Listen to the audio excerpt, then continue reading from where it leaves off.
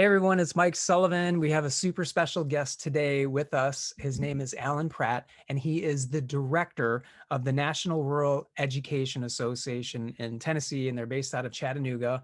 And Alan, thank you for being with us today, man. I really appreciate it. Yeah, Mike, it's a pleasure. And when I got the invitation, I was excited to connect and share our story, share my story, and kind of move things forward. So Awesome, awesome. Well, such a blessing to have you today. So thank you, Alan. And what if we just start off with actually the coolest part and the part that everybody wants to hear is your story. What got you into this line of work?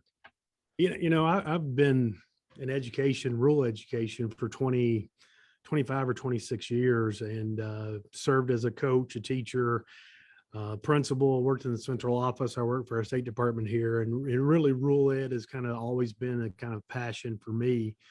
And I'll just be quite honest with you. I was at a district job. I was an assistant superintendent.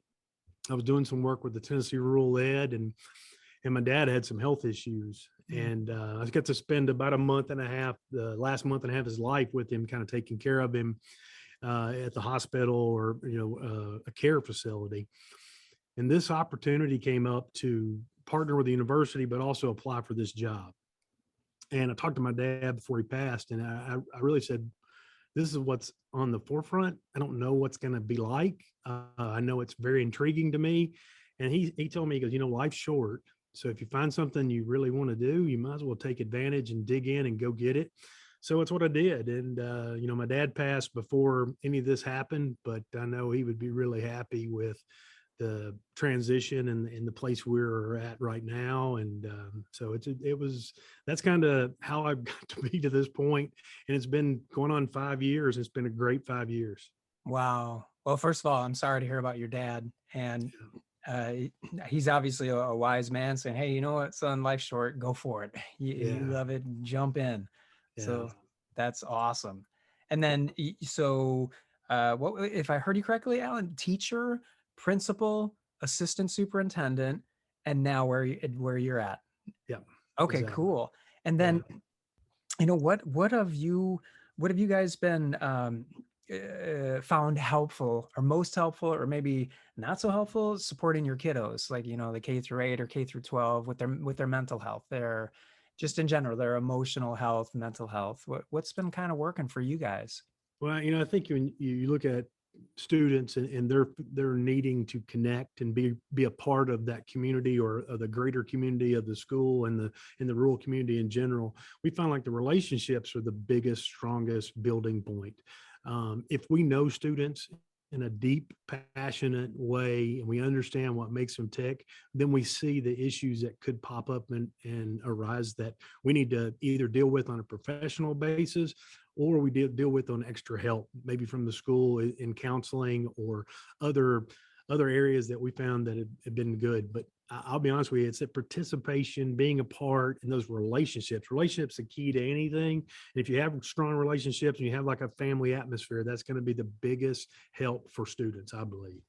And that makes perfect sense, Alan, because if they feel safe with you, like a friendship, like everything, right? They feel safe with you. They feel like they can express themselves, and you're through developing that relationship, then they're going to open up with you and say, I'm kind of struggling with something. Can we talk sometime? Is that okay? Yeah, sometimes they don't know they know they're struggling, but they don't know that there's an outward appearance or an outward change in their mood or demeanor that allows that person that's connected to them or their teacher or whomever it may be in the building to know and to say, hey, you okay? What's going on?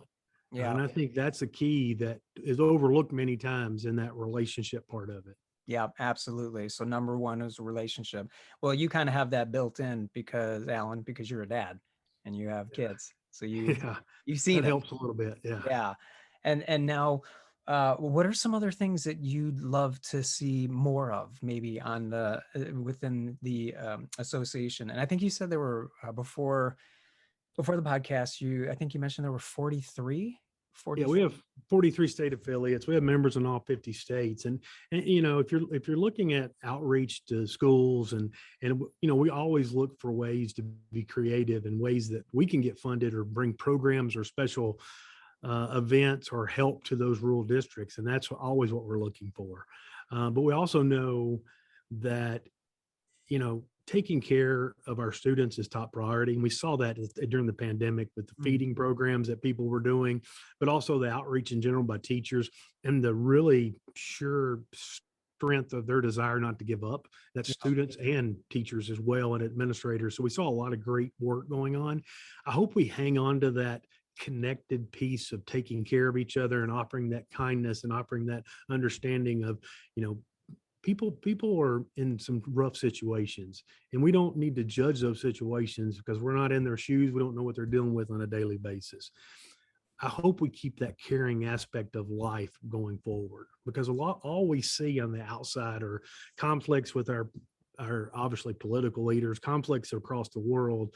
And we need to know that, at home, we need to take care of our students and build them for the future. And that's a big part of it for me. Man, that's so beautiful, and that's so true. Uh, it's giving grace to others, sharing that kindness, like you said, with each other, and supporting each other, and just kind of knowing, you touched on a lot of really deep parts, Alan. I mean, just even empathy, because so many people are struggling and we don't even know it. They may look like they're happy, but inside they're falling apart. The whole world's falling apart. So, yeah, that's awesome. And is there anything you'd like to see more of within your association for just supporting, or things that you just said we'd like to beef up on these parts, or these parts we thought would work but haven't? Well, I think we all need schools to have more um, guidance, or some kind of counselors, or some kind of psychological help for students, and a place for them to feel nurtured, but also help them and let them know that there's help out there and there's things we can do to help each other. And I also think that extends to our older older residents in our rural communities that need the help and need the outreach. I think that also extends to our, what we would call a 19 to 40 something year old resident of the community. They need to be a part of it as well. And the school can be a band-aid or a help and a fix in a lot of those areas. So I think it's so important during this time, even with the ramp up of COVID and the Delta variant, that we try to maintain as much normalcy as possible. Try to keep meetings, try to keep things at a safe distance, obviously, but try to keep things moving the right way so people can feel apart and not be isolated. I think going into a lockdown mode would be just detrimental to a lot of our students who've had 18 months of something similar to that. Yeah. So we don't need to go back to that at all. Right. And that's more isolation.